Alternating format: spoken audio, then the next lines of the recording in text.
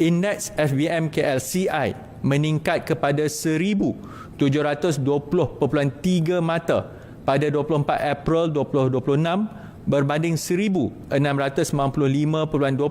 mata pada minggu sebelumnya, iaitu peningkatan 1.5% atau 25.1 mata.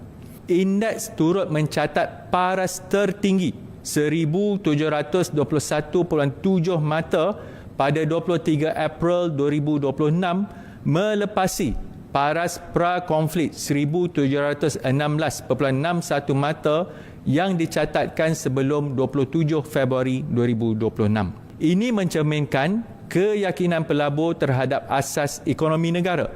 Namun, kerajaan tidak menilai kekuatan ekonomi hanya berdasarkan pasaran kewangan. Kekuatan sebenar ekonomi mesti dilihat pada kemampuan rakyat mengurus belanja harian, perniagaan mengekalkan operasi, pekerja mengekalkan pekerjaan dan industri terus mendapat bekalan input yang diperlukan.